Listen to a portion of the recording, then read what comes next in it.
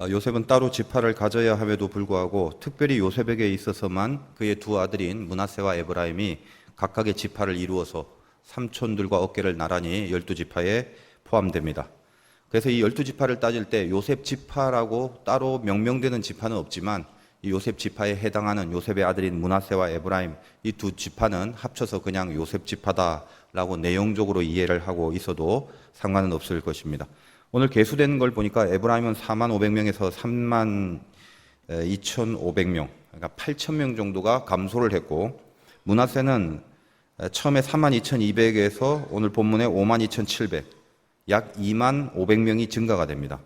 성막의 가장 뒤쪽, 동쪽으로 전진을 하기 때문에 성막의 가장 뒤쪽은 서쪽인데 그 서쪽에 포진하고 있는 에브라임과 므낫세 지파, 그리고 12아들 중에 막내인 베냐민 지파, 다 같이 가나안 향을 향해 진군을 하고 있는 그때에 오늘 이 요셉이 에브라임과 므낫세 이 둘을 낳고 그들에게 이름을 붙이는 사건 가운데서 어떤 깊은 영적인 고백을 하는 장면이 있는데 그 장면을 먼저 한번 보고 넘어가도록 하겠습니다. 창세기 41장 51절에 이렇게 되어 있습니다. 요셉이 그의 장남의 이름을 므낫세라 하였으니 하나님이 내게 내 모든 고난과 내 아버지의 온 집 일을 잊어버리게 하셨다 하며 차남의 이름을 에브라임이라 하였으니 하나님이 나를 내가 수고한 땅에서 번성하게 하셨다 함이더라. 첫째가 므낫세고 둘째가 에브라임입니다. 그래서 첫째는 어떤 이름이냐? 한마디로 쉽게 말하면 잊어버림. 요셉이 숱한 고난을 당했기 때문에 이제 그 과거의 모든 것들을 잊어버린다라는 그런 바램과 영적 고백, 므낫세입니다. 잊어버림.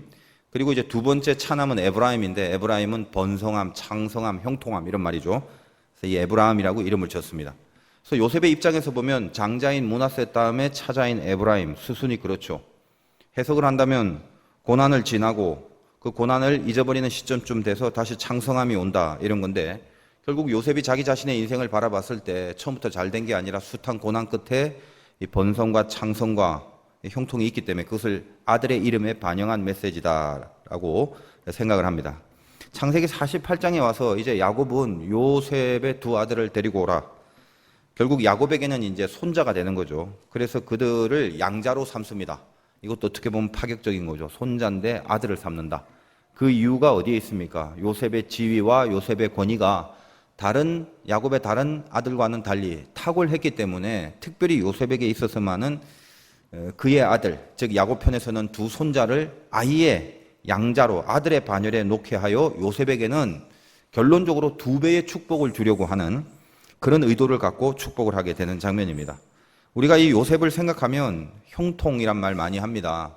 성경에도 요셉을 형통이라고 표현한 구절이 있습니다만 우리가 알다시피 당시에 요셉이 애굽의 총리 대신이 된 그 사건 하나만 보더라도 형통한 것만큼은 틀림없는데 여러 번 설교를 통해서 제가 말씀드렸다시피 형통이라는 말의 히브리어 원 찰라흐라는 말은 아무 고난이 없이 아무 어려움 없이 줄줄줄 잘 풀리는 것을 형통이라고 하지 않고 찰라흐 자체의 가장 본질적인 뜻이 앞으로 전진하다란 말이에요. 따라서 벽이 있어도 전진하는 게 형통이고 웅덩이가 있어도 전진하게 되는 게 형통이고 어려움과 방해가 있어도 전진하게 되는 것 그것을 찰라흐라는 단어를 씁니다. 그래서 요셉은 일이 잘 풀리고 아무런 문제가 없었던 게 아니라 숱한 방해와 어려움인데도 나아감에 있어서 방해받지 않는 인도하심을 받아 누렸기 때문에 비로소 형통합니다. 이렇게 표현할 수 있다는 거죠. 우리 믿음을 갖고 살아갑니다. 그래서 이 형통함이라는 것은 하나님이 우리들에게 주신 축복이기 때문에 우리 모두의 바램이 아닐 수 없습니다. 그리고 당연히 바래야 됩니다. 오늘 다룰 이 므낫세와 에브라임은 둘이 아니라 분리된 게 아니라 결국은 요셉의 이야기입니다. 요셉 안에 있는 두 가지의 정서 그리고 두 가지라고 말은 하지만 두 가지가 아닌 이 두 가지를 합쳐진 므낫세와 에브라임을 합쳐야 요셉의 신앙의 영성이 되는 것이죠. 우리 모두 다 이 요셉처럼 형통하기를 바라는 마음은 있는데 뭐가 형통인지는 설명드렸고 이렇게 하나님 앞에 전진하고 나아가기 위하여 내가 형통할 수 있는 그런 비결을 오늘 이 민수기의 계수를 통하여 요셉의 두 아들들의 계수를 통하여 살펴볼 수 있는 시간이 되길 바랍니다. 하나만 말씀드리겠습니다. 다 형통하기를 바라시죠. 뭘 붙들어야 되냐? 어떻게 하지 형통하냐? 내 머리 위에 하나님의 오른손이 있다는 것. 내 머리 위에 하나님의 오른손을 보는 자, 그 자가 형통하다라는 것입니다. 말씀 제목인데 야곱이 요셉의 아들들에게 이제 축복을 하는 사건은 너무나 유명하지 않습니까? 요셉이 아버지 야곱에게 므낫세와 에브라임 데리고 와서 우리 두 아들인데 축복 좀 해주세요. 므낫세 장자니까 야곱이 오른손으로 축복하기 좋은 위치에 세팅 시켜놓고 에브라임은 차자니까 왼손으로 축복하기 좋은 곳에 세팅을 시켜서 자 아버지 축복해 주세요 이럽니다. 그런데 창세기 48장에 가서 이 야곱이 이 므낫세 위에 오른손을 얹어야 되는데 손을 교차를 해버리는 거죠. 그래서 오른손으로 차자인 에브라임, 왼손으로는 장자인 므낫세를 축복을 하니까 요셉이 그 장면을 보고 나서 아니 이러시면 안 됩니다 아버지, 이거 아니에요. 그러니까 손을 다시 바꾸시든가 애들을 다시 세팅을 시키려고 하는데 야곱이 뭐라고 합니까? 안다 나도 안다. 내가 노망이 들려서 눈이 침침해서 그런 거 아니다. 하나님이 나에게 주시는 감동이 내 손을 교차하여 오른손을 차자인 에브라임에게 축복하라고 하셨기 때문에 그렇게 하는 거다 이런 거죠. 므낫세를 평가절하하여 에브라임을 므낫세보다 더 높이 하려는 의도가 아닙니다. 여기에 깔려있는 깊은 하나님의 마음이 어떤 거냐라고 한다면 므낫세도 크고 장자니까 당연히 커야 되고 차자인 에브라임도 무시당하거나 거기에 열등하지 않고 에브라임도 크는 거죠. 그러니까 장자는 원래 크는 건데 차자를 더 크게 함으로써 둘이 다 같이 크는 거예요. 그게 이 양손 교차에 심겨져 있는 하나님의 가장 큰 뜻이다라는 것입니다. 요셉의 이름의 뜻이 뭐냐라고 한다면 라헬이 요셉을 낳았는데 얼마나 갈급했던 아들입니까? 야곱이 라헬을 사랑했지만 아들 못 낳는 것 때문에 평생 스트레스를 받고 살았죠. 근데 어느 날 저 말년에 요셉을 떡하니 낳았어요. 얼마나 기뻐요. 그래서 야곱도 요셉을 굉장히 사랑하지 않았습니까? 근데 라헬이 이 요셉을 딱 놓고 나서 이름을 바로 요셉이라고 줬어요. 왜 그러냐? 이 요셉의 뜻은 하나 더, one more, 하나 더예요. 그러니까 낳자마자 이 잉태, 탄생 이런 거에 대한 감사의 겨를도 가지기 전에 하나님 하나 더 주세요. 하나 더. 그래서 요셉의 이름은 하나 더, 요셉의 뜻입니다. 오늘 우리가 잘 이해할 수 있는 단어로 바꾼다면 원 플러스 원, 그렇게 되는 거예요. 그러니까 이 요셉은요, 이 에브라임이 둘째라고 쳐져서 므낫세가 위니까 이것만 보는 게 아니라 므낫세가 원이라면 원 플러스 원 동일하게 장자급에 해당하는 에브라임을 하나 더 해주는 거예요. 그래서 므낫세와 에브라임이 어느 것 하나가 열등한 게 아니라 둘 다 큰 것으로 요셉에게 다가와야 돼요. 그게 요셉의 이름이에요. 하나 더, 원 플러스 원. 합쳐진 복을 받는다는 요셉의 이름을 이루게 하시는 그런 메시지로 펼쳐지는 사건일 수가 있다는 것입니다. 창세기 48장 20절에 이렇게 되어 있습니다. 그날에 그들에게 축복하여 이르되 이스라엘이 너로 말미암아 축복하기를 하나님이 너에게 에브라임 같고 므낫세 같게 하시리라 하여 에브라임을 므낫세보다 앞세웠더라. 성경이 늘 얘기할 때 에브라임과 므낫세를 분리하지 않습니다. 왜냐하면 둘은 하나예요. 이름은 다르지만 이 다 요셉을 의미하는 겁니다. 그렇게 이해를 하셔야 되는 거예요. 그래서 너에게 에브라임도 같고 므낫세도 같고, 즉 에브라임 므낫세보다 앞세웠다. 늘 이 둘 다가 너 안에 있다. 둘 다 큰 거다. 손을 바꾸게 한 것 자체가 우열을 두려는 의도가 아니라 약한 거 하나 없이 둘 다 원 플러스 원, 이걸 약속하는 시간이다라는 것입니다.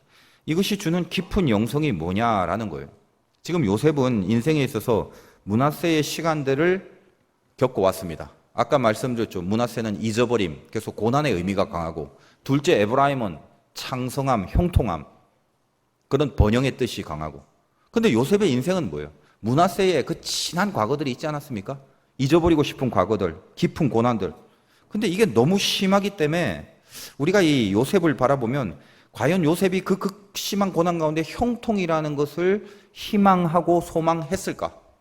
형통이라는 게 과연 가당키나 할 것인가? 이 고난 앞에서 도무지 상상조차도 못했던 그런 쓰라린 인생을 살았던 요셉 아니겠습니까? 형제에게 죽음의 위기를 당하기도 하고, 웅덩이에 빠져 죽을 뻔하기도 하고, 팔려가기도 하고, 노예로 살기도 하고, 억울하게 누명을 당하여 감옥살이까지 하는 그 지경까지 이르렀는데, 그 하나하나의 디테일한 매일매일의 삶이 요셉은 얼마나 극도의 고난이었겠냐 이 말이죠.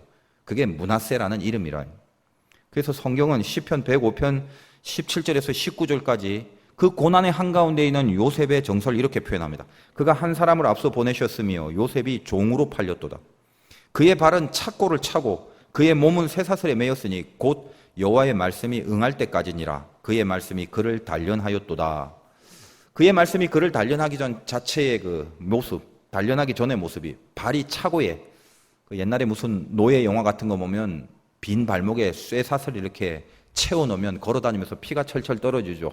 그렇게 차고에 채웠다는 거예요. 그리고 몸에 쇠사슬을 맸다. 여러분이 이 시편에 있는 성경에 그 부분의 관주를 보면 그 몸이라고 돼 있는 부분 밑에는 혼이라고 돼 있어요. 다시 말해서 그냥 우리의 육적인 몸뚱아리만 쇠사슬에 매여 있는 상태가 아니라 정신과 영혼과 마음이 완전히 쇠사슬에 꽁꽁 매여 있는 상태. 운신의 폭이 전혀 없어요. 그냥 숨쉬기조차 힘든 상태란 말이죠. 그 상태에서 몸이 매여 있고 혼과 마음까지도 매여 있는 그 상태에서 요셉이 과연 무슨 희망을 보았겠습니까?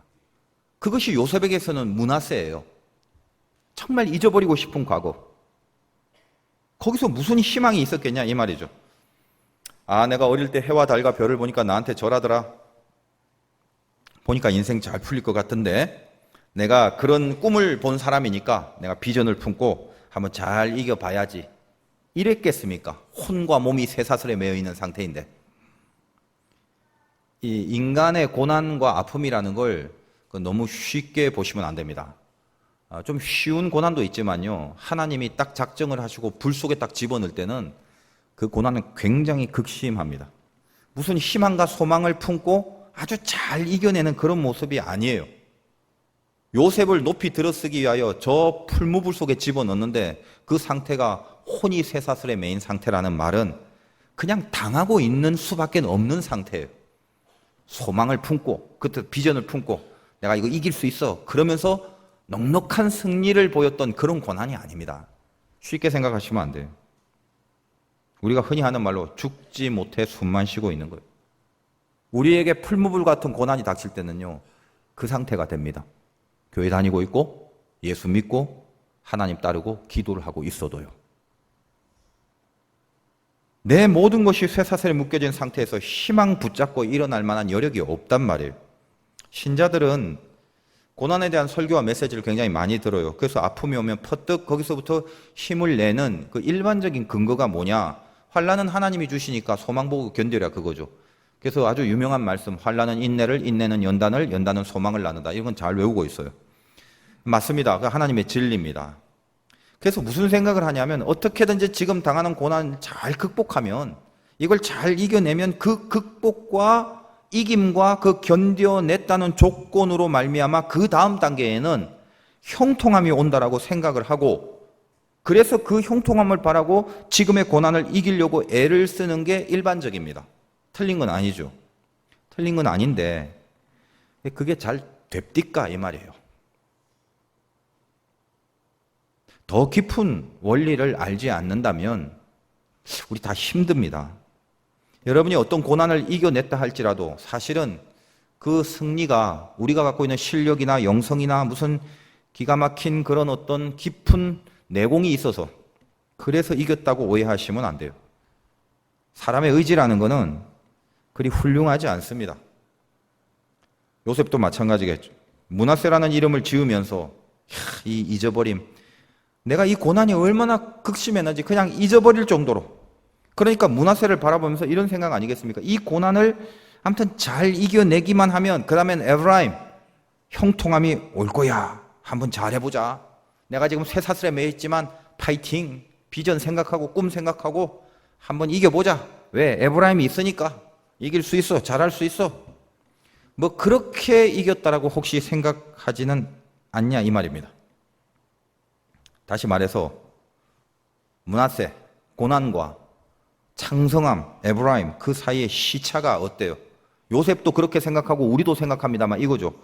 고난이 오면 먼저 통과하고 그 다음이 이 고난을 통과한 것에 대한 결론으로 창성함이 온다. 다 이 생각을 하고 있어요. 그래서 이 고난을 이겨내야 돼. 다 이 생각을 한단 말이에요. 요셉뿐만 아니라 일반적인 신자들이 갖고 있는 좀 어려운 말로 고난이라는 메커니즘에 대한 이해예요. 고난은 이렇게 해결한다라는. 그런데 오늘 메시지 중에 중요한 게 뭐냐? 하나님의 메커니즘은 완전히 반대라는 거예요. 그는 오른손과 왼손을 교차해버립니다. 무슨 말이냐면 므낫세가 먼저 해야 되죠. 장자니까. 고난이 먼저고 고난을 잘 통과함에 따라 에브라임이 와야 되는 게 우리 생각인데 하나님은 어떻다? 반대예요. 고난이 먼저 해야 하는 건 우리 생각이고 하나님은 뭐다? 오른손을 에브라임에게 줍니다. 하나님의 메커니즘은 형통함이 먼저라는 거예요. 그래서 오른손과 왼손을 바꿔버려요. 고난 때문에 고난을 잘 통과하는 조건으로 형통함이 오는 게 아니라 형통함 때문에 고난이라는 건 그냥 따라다니는 거예요. 이게 얼마나 다른 차원인지 여기에 대한 각성을 가지시고 가면 되는데 잘 될지 모르겠어요. 여러분은 아마 이 사건을 통해서 생전 처음 접하는 인사이트일지도 몰라요. 저도 마찬가지고. 요셉은요, 지가 지 고난을 잘 이겨내서 형통케 된 게 절대 아닙니다. 혼이 쇠사슬에 매여 있는데 뭘 어떻게 이겨요, 거기서. 말도 안 되는 소리 하지 마세요. 아무도 이길 수 없어요. 나는 세니까, 난 신앙이 좋으니까. 천만에. 인간의 의지와 인간의 수준이라는 게 그렇게 높지 않습니다. 므낫세를 통과해야 그 다음에 에브라임이 있는 줄 알았죠. 요셉도 아마 마찬가지였을 거예요. 다시 말하면 내가 얼마나 므낫세를 잘 통과했느냐, 내가 지금 당하는 고난을 얼마나 잘 통과했느냐에 따라서 그 다음으로 에브라임, 즉 창성함이 있냐 없냐가 결정된 줄을 알았단 말이에요. 근데 하나님은 그 요셉 앞에서 오른손으로 에브라임의 머리에 올리고 에브라임이 먼저임을 보여주는 거예요. 요셉의 평생을 살아가면서 깊은 하나님의 심정을 깨달았던 순간이죠. 므낫세 때문에 에브라임이 온 게 아니에요. 고난을 잘 통과해서 형통함이 온 게 아니에요. 에브라임 때문에, 다시 말하여 형통함 때문에 므낫세, 고난이 오는 거라고 선포하시는 거예요. 뭐가 먼저냐? 에브라임이 먼저라는 거예요. 그게 왜 중요하냐? 오른손 먼저라는 건 절대 존재예요. 그 다음은 상대 존재고, 절대 존재라는 건 절대 있는 거 말이죠. 어려운 얘기 같지만 단순한 말이에요. 만약 고난이 절대 존재라면, 하나님이 오른손으로 원래의 므낫세 고난을 안수했다면 므낫세가 절대 존재가 돼요. 따라서 므낫세라는 고난은 바뀌지 않아요. 무조건 있어요. 그 다음에 에브라임, 즉 형통은 있을 수도 있고 없을 수도 있어요. 이거는 상대 존재예요. 오른손은 절대 존재고 왼손은 상대 존재이기 때문에 므낫세의 오른손이 얹혀진 다음부터는 에브라임은 있을 수도 있고 없을 수도 있단 말이에요. 그러나 고난은 무조건 있어야 돼요. 근데 막상 고난이 있고 나서 그 다음에 에브라임 형통이 없다면 그 고난은 형통 없는 고난만 당했을 뿐이죠. 그건 악이에요. 악. 나쁜 거란 말이에요. 그런데 손을 교차해 버렸어요. 하나님의 오른손이 에브라임 위에 올라와 있습니다. 다시 말하여 에브라임이 절대 존재가 돼버렸어요. 형통함이 절대 존재예요. 그러므로 형통함이라는 존재는 바뀌지 않아요. 무조건 있는 거예요. 그리고 그 다음에 그 형통함으로 인하여 고난은 있을 수도 있고 없을 수도 있게 되는 거죠. 그래서 만약에 고난은 없었으면 좋겠지만 있다 할지라도 이미 오른손에 에브라임이 있었으므로 그 형통은 고난이 있지만 형통은 여전히 존재하는 거예요. 완전히 다른 개념이죠. 뭐 그렇게 복잡하게 여기까지 그런까지 알아야 돼요, 우리가? 그냥 대강 그런가 보다 하면 되죠. 근데 제가 왜 이것이 조금 어려운 줄 알면서 아마 처음 들어보는 인사이트일지는 몰라도 제가 받은 감동을 이렇게 전할 수밖에 없는 이유가 뭐냐면 저를 비롯해서 신앙생활하면서 고난이 없지는 않는데 극도의 극심한 고난을 당하는 사람들 보면요, 고난 앞에는 장사가 없다는 걸 제가 알기 때문이에요. 진짜 고난에 처한 사람한테 너무 쉽게 말하면 안 되죠. 그거 뭐 기도하고 이겨내. 그 대수야. 그냥 하나님 살아 계시잖아. 이러면서. 맞는 말이에요, 다. 근데 진짜 고난, 풀무불 속에 들어가는 고난 앞에서는 그렇게 쉽게 말할 거리가 아닙니다. 저도 아파 본 적도 있지만 예전에 불면증 좀 있었어요. 근데 이게 아주 힘들어요. 미칠 것 같아요. 넋이 빠지죠. 잠이 안 오니까 막 온종일 그냥 띵하고 이게 뭐 어떻게 할 수가 없죠. 누구한테 내가 이거 미치겠다, 어떻게 하면 좋냐, 너무 심해서 죽을 것 같다 그랬더니 그 사람이 말하기를 운동 좀 열심히 하고 뜨거운 물에 몸 푹 담그고 자, 그럼 잠 잘 잘 거야. 뭘 그렇게 걱정해. 이러더라고요. 제가 그 소리를 들었는데 속에서 화가 치밀어 올라. 여러분이 진짜 불면증이 뭔지를 알고 거기에 시달려 본 사람이라면 그 소리처럼 열받는 소리가 없어요. 근데 그런 소리 하는 사람들은 못 돼서가 아니라 불면증이 뭔지를 경험해 보지 못한 사람이에요. 쉽게 생각하는 거예요. 제가 또 인생의 여러 가지 고난, 특히 아주 깊은 고난 속에 있을 때 이렇게 설교를 들으면서요, 화가 났던 설교가 있어요. 물론 왜 설교를 듣고 화를 내? 제 안에 마귀가 있었기 때문에 화가 난 거겠죠. 근데 이런 거예요. 제일 화가 난 설교가 뭐냐면 환난은 인내를, 아까 그거, 인내는 연단을, 연단은 소망을 이루게 하신다. 그래서 목사님이 그 그깟 고난은 그냥 소망 생각하면 다 이겨낼 수 있습니다. 그 소리를 듣는데 은혜가 돼야 돼요. 성령이 함께 하셔서 은혜가 되고 아멘 해야 되는데 이렇게 분노가 확 올라와요. 왜 그럴까요? 내 안에 물론 마귀가 있어서 그 말씀을 말씀으로 받아들이지 못해서인 건 알지만, 근데 왜 화가 나냐면 도대체 이 고난의 강도를 어떻게 알고 저렇게 그냥 쉽게 말을 해버리는가? 저렇게 쉽나? 지금 이것 때문에 나는 스스로 목숨을 버릴까 하는 갈등 가운데 있는 그런 고난도 있거든요. 그냥 지금 확 죽어버릴 수도 있다라는 생각이 들 정도로 밑바닥까지 간 고난들이 있는데 그 고난 앞에서 그냥 간단하게 그냥 이렇게 해버리는 게 너무 쉽게 말해버리는 게. 그래서 저는 제 고난뿐만 아니라 목회를 하면서 수많은 사람들을 보아오고 성경에 등장하는 인물들을 보아오는데, 여러분, 하나님은 당신의 자녀를 진짜 한번 들어서시려면 웬만한 고난이 아니라요, 불 속에 집어넣어버려요. 불 속에. 싫어요. 나 쓰임받기 싫으니까 안 쓰임받아도 좋으니까 나 불 속에 안 들어갈래요. 그래도 상관없어요. 하나님이 찍어서 쓰려면 집어넣어버려요, 일단. 그 진짜 불같은 고난을 당해보면요, 그 고난은 인간의 의지로 이길 수 있는 게 아닙니다. 금요철야 때 많이들 나오셔서 참 마음이 뜨겁습니다. 성령이 함께 모여서 기도할 때 강하게 임하거든요. 교회도 모이기에 힘쓰는 이유가 모여서 놀자고 모이는 게 아니라 기도하라고 모이라는 말이거든요, 그게. 그래서 그냥 기도와 함께 모여서 기도할 때는 위로부터 내려오지는 영역이 달라요. 그래서 금요 기도에 좀 작정하고 많이 나오시길 바라고, 우리 주일 예배, 오후 예배, 수요 예배, 공적인 예배도 있지만 기도회는 그런 예배와는 조금 색깔이 다른 영양식이죠.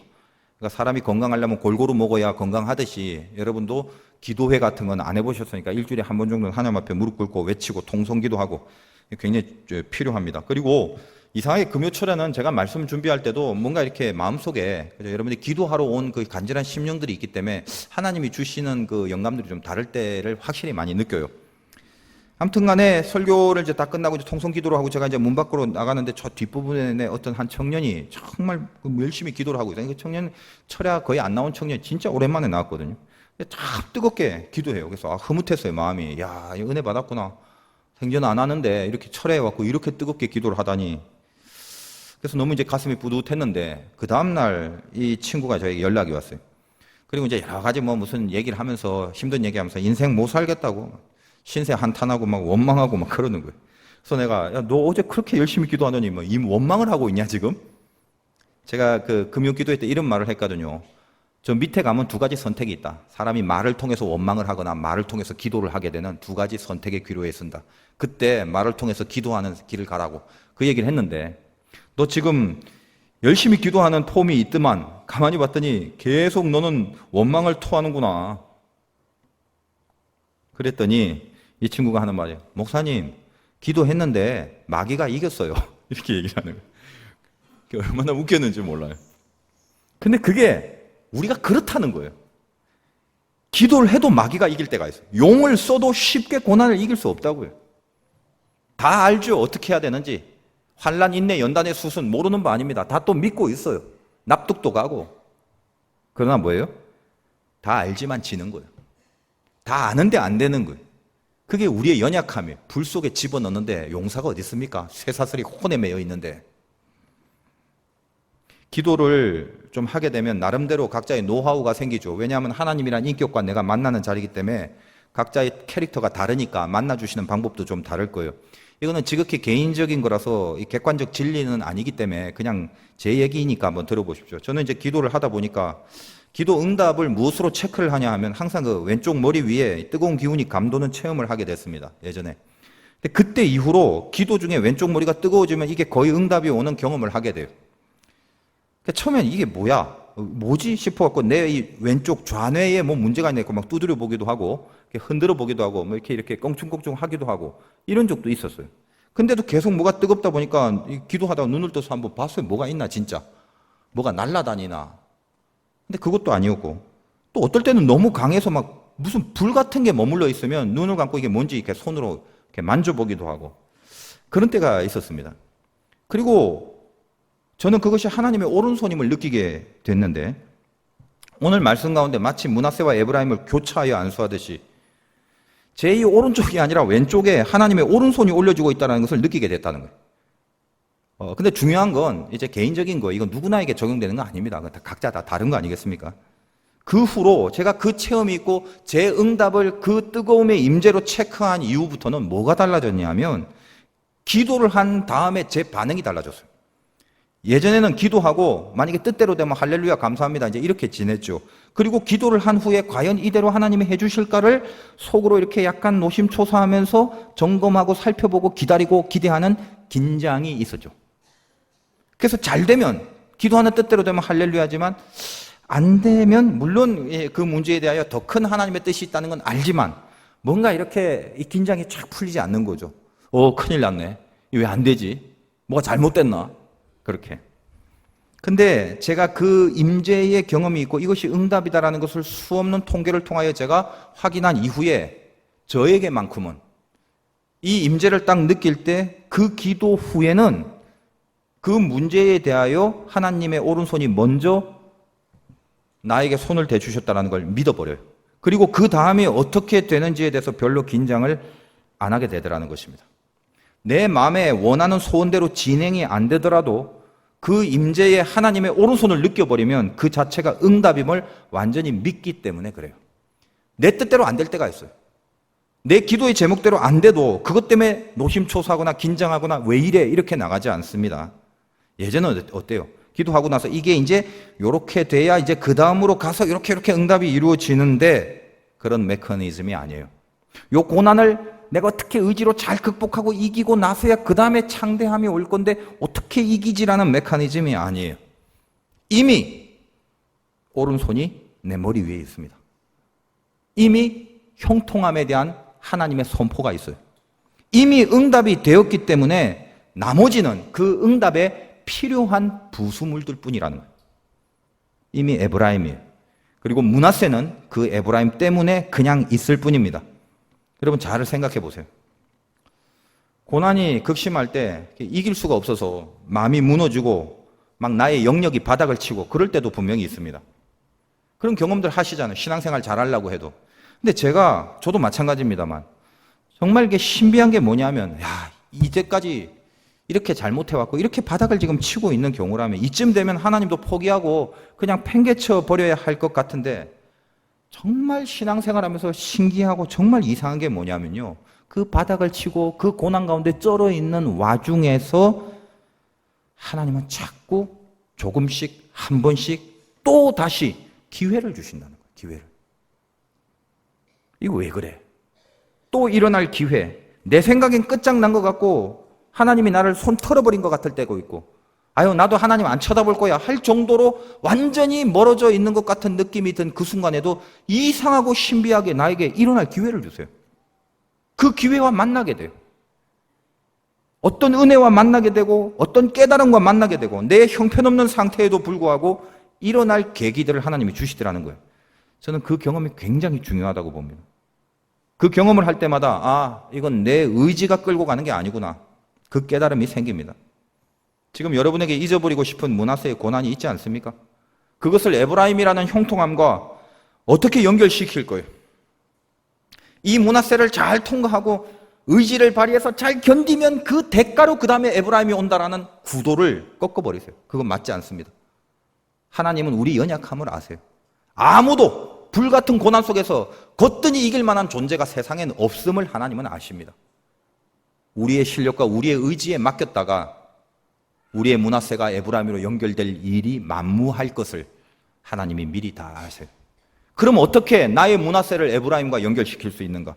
그 중간을 연결할 수 있는 브릿지, 그게 무엇으로 가능한 건가? 오늘 말씀의 제목이 여러분 머리 위에 하나님의 오른손이 있음을 믿으라는 거예요. 그거부터 믿고 당하십시오. 그거부터 믿고 부닥치십시오. 그걸 먼저 믿고 나서 뒹굴어야 돼요. 내가 비록 지금 이기지 못하는 상황이고 여전히 지금 바닥을 치고 있고 여전히 내 뜻대로 안 되고 여전히 고난일지라도 그 오른손이 머리에 있음을 믿어야 하는 거예요. 그게 하나님의 형통함을 이룰 수 있는 자의 신앙입니다. 의지는 중요합니다. 그러나 의지가 믿음을 생기게 하는 것이 아니에요. 믿음이 의지를 생기게 합니다. 의지 때문에 생긴 믿음은 자기 신념이에요. 그러나 믿음 때문에 생긴 의지는 하나님의 능력이에요. 신념은 얼마든지 흔들려요. 신념을 믿음으로 착각하지 마세요. 신념은 능력이 아닙니다. 그러나 하나님을 믿어버리고 나서 내 안에 그것으로 인하여 생긴 의지는 능력 덩어리예요. 오른손으로 얹고 창성함의 축복을 받은 에브라임은 결론적으로는 8,000명이 줄었죠. 근데 왼손으로 얻은 므낫세는 무려 25,000명이 늘어납니다. 이상하죠. 가나안의 분배, 그 땅도 크기가 달라요. 므낫세는 서편, 동편을 다 얻어요. 에브라임 땅에 비하면 대여섯 배는 큰 영토를 얻습니다. 요셉에게 므낫세는 결국 므낫세 때문에 에브라임의 숫자를 커버하고 남음이 있는 결실을 주겠다는 거예요. 두 개는 분리된 게 아니라 요셉 하나에 다 있는, 다 요셉에 대한 얘기예요. 에브라임이 적어졌냐? 므낫세가 워낙 넓다. 그래서 이 므낫세가 에브라임의 적은 것을 다 커버하여 다 종합해보니까 1+1이 넘더라는 거죠. 이게 요셉이에요. 신명기 33장 17절에 모세가 지파를 축복할 때 이런 표현을 합니다. 에브라임은 만만이며 므낫세는 천천이라. 숫자로 보면 누가 많아요? 만만인 에브라임이 많죠. 근데 오늘 두 번째 개수를 해보니까 실질적으로 어때요? 에브라임보다 므낫세가 훨씬 큰 수고 훨씬 더 증가를 해버렸잖아요. 이 두 개는 분리가 되고 서로 무슨 우열을 겨루는 게 아니에요. 둘 다 합쳐서 뭐다? 요셉이에요, 요셉. 그게 중요합니다. 므낫세로 인하여 에브라임이 가능한 것이고 므낫세로 인하여 에브라임을 받쳐줘서 요셉 전체의 창성함을 맺게 해주는 거, 이걸 시사해 주는 거예요. 에브라임은 오른손으로 얹어서 먼저 였지만 므낫세가 실질적인 분량은 훨씬 더 많았다라는 거죠. 무슨 말입니까? 기가 막힌 형통함 때문에 고난은 형통함의 분량보다 더 많을 수밖에 없는 거예요. 그게 우리 인생이라는 거예요. 그걸 이렇게 표현하고 있다는 거예요. 지금 므낫세의 계수를 보면 특이한 장면이 나옵니다. 예를 들면 33절에 본문 민수기 26장 헤벨의 아들 슬로앗은 이들이 많고 딸뿐이라 그 딸의 이름은 말리아, 노아, 호글라. 계수할 때 남자만 계수해야 되는데 유독 이 장면에서 므낫세는 딸들도 계수해요. 그것은 나중에 기업을 배분하는 법이 바뀌면서 거기에 적용시키려는 언급이기도 합니다만 더 중요한 것은 므낫세는 이렇게 많은 부분을 언급합니다. 많다는 거예요, 많다는 거. 언제나 고난이 더 많다. 인생이란 게 뭔지 아냐? 잊어버릴 게 더 많은 인생이야. 그러나 므낫세는 그래도 왼손이야, 이거예요. 잊어버릴 게 많은 고난이 많아도 그래도 왼손이야. 그럼 뭐가 오른손이에요? 에브라임이 오른손이에요. 에브라임을 위한 므낫세입니다. 에브라임의 땅이 작다 할지라도 므낫세가 대여섯 배가 많다 할지라도 그 므낫세와 에브라임은 합쳐서 요셉일 뿐만 아니라 므낫세 땅이 많음으로 말미암아 에브라임을 커버해 주는 거예요. 고난이 많은 걸 통하여 나의 형통함을 커버해 주는 거예요. 아픔이 많은 걸 통하여 나의 회복을 커버해 주는 거예요. 이게 하나님의 오른손이 머리에 올려진 자의 운명이라는 거예요. 에브라임은 여호수아, 드보라, 사무엘 이 지파 출신의 사람들이에요. 뭐가 있어요? 깔려진 므낫세가 굉장히 많죠. 여호수아 처음 나온 사람들 일기 다 죽어, 자기 동기들 다 죽었어. 오직 갈렙과 여호수아 둘만, 그 초창기 멤버들만 가나안에 들어가지 않습니까? 백성들 다 불순종했어요. 정탐꾼들 중에 전부 다 불의심하고 전부 다 불신앙적이었어요. 외로움과 고독함이 있어요. 그 불신앙과 불평에 그 므낫세의 영적 고난 앞에서 홀홀단신 여호수아가 생긴 거예요. 사사 드보라는 여자입니다. 당시에 여자를 썼다는 건 메시지가 굉장히 강한 거예요. 남자만 설쳐야 될 시기에 여호와께서 이스라엘의 악행으로 인하여 가나안 즉 이방 땅의 왕 야빈의 손에 20년 가까이 이스라엘의 통치를 맡깁니다. 그 압제 속에 정말 미치고 팔짝 뛸 노릇이죠. 그런데 아무도 신앙의 영웅이 나오지 않아요. 남자들이 씨가 말랐어요. 신앙의 남자들이. 그때 하나님이 드보라는 여자를 쓰시는 것입니다. 드보라의 마음이 어떻겠어요? 그 가나안 왕 야빈의 통치하에 압제되어 있는 이 므낫세의 고난, 그 한가운데서 드보라가 일어납니다. 여러분 사무엘 잘 알죠? 한나의 고난. 이 한나의 삶에 므낫세의 정서가 흐르지 않습니까? 애도 못 낳는 것이 맨날 핍박받고 분인나의 손가락질 속에. 근데 그 깊은 고난 속에 사무엘이 나오죠. 에브라임 위에 오른손을 얹고 있는 하나님 때문에 요셉의 형통함이 있게 되었다는 뜻입니다. 여러분 지금 어떤 생각하고 이 자리에 있습니까? 혹시 이렇게 해서 될까? 이거 고민합니까? 승리할 수 있을까? 지금 닥친 고난 이거 어떤 방법으로 극복한단 말일까? 해도 안 되는 것 같더만 다 때려치우고 그냥 포기하고 주저앉아 버릴까? 더 이상 못 견디겠다. 혹시 그런 마음들은 없습니까? 또 아니라면 조금 더 발끈해서 야 반드시 이겨야 되는데 이 고난만큼은 이겨야 되는데 이걸 멋지게 이겨야 그 다음에 오는 창성함이 있을 텐데 아 이기지 못할까 봐 불안해 죽겠네. 혹시 그러고 있습니까? 메커니즘을 바꾸란 말이에요. 혹은 신앙의 삶이라는 게 뭔지 은근히 알지만 내 꼴을 내가 보니 과연 나 같은 것이 거룩할 수 있을까? 나 같은 것이 죄를 이길 수 있을까? 목사님이 맨날 죄와 싸워라 죄와 싸워라 하는데 과연 나 같은 것이 죄를 이길 수 있을까? 주님의 뜻대로 살아가는 구별된 인생을 내가 살 수 있을까? 나의 한심함을 내가 아는데 하면서 깊은 영적인 고민을 하는 사람도 있죠. 어떻게든 한번 힘을 내봐야 되는데 왜 이렇게 안 될까 하면서 혹은 자꾸만 나태해져 버리는 스스로의 한심함이 그 게으름에 치가 떨려 이 고질적인 게으름을 깨부수지 못하고 너무 오랜 시간 계속 방치만 하고 살아오니 게으른 자의 특징이 뭐냐? 고민이 많다는 거예요. 도대체 언제까지 이러고 있어야 되나? 이 문제가 풀려야 다음으로 갈 건데 왜 이렇게 길어지나? 왜 이렇게 오래 걸리나? 하고 계속 고민만 해. 이 게으른 자의 특징이에요. 고민하는 거 힘이 안 드니까. 그러고만 있는 거죠. 그래서 뭔가가 해결돼야 그 다음에 창성함이 있을 건데 므낫세 다음에 에브라임의 메커니즘으로 자기를 몰아가고 있습니다. 근데 오늘 말씀이 무엇입니까? 하나님의 자녀들이 이기는 방법은 하나님의 오른손이 내 머리에 있음을 아는 거예요. 그의 형통, 우리 운명의 창성함이 하나님께로 인하여 선포되어지고 약속받고 나서 그 약속이 나를 이끌어가는 거예요. 그걸 믿는 믿음을 갖고 있어야 신자의 형통함이 비로소 누려질 수 있다는 사실을 깨달아 이거예요. 내가 고민하는 순서가 있지만 내 고민하는 순서와 달리 하나님은 오늘 이 말씀을 통해서 우리 머리 위에 당신의 손을 바꿔버리셨어요. 오른손이 우리 머리 위에 있습니다. 싸워서 이겨라. 싸우는 조건으로 이겨라가 아니라 이기게 하셨기 때문에 싸워라. 이렇게 말씀하시는 거예요. 여러분 머리 위에 하나님의 손, 그 오른손을 믿음으로 바라보십시오. 예배 중에, 기도 중에 그것만 하십시오. 그거부터 하시고 그거 먼저 하십시오. 쇠사슬에 매여 있다 하더라도 형통케 하시는 하나님의 능력은 내 머리 위에 오른손을 볼 때부터 시작합니다. 또 안 됐습니까? 또 무너졌습니까? 너무 걱정하지 마세요. 이거 이번에 안 되면 끝인데 그러지 마세요. 끝이란 단어는 하나님이 쓰는 거지 우리가 쓰는 단어가 아니에요.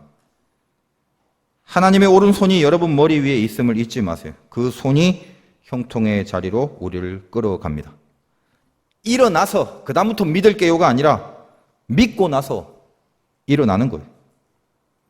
하나님의 오른손이 여러분의 머리 위에 있음을 분명히 믿고 여러분에게 허락하신 그 형통함을 누릴 수 있는 은혜가 있으시길 주님의 이름으로 축원드립니다.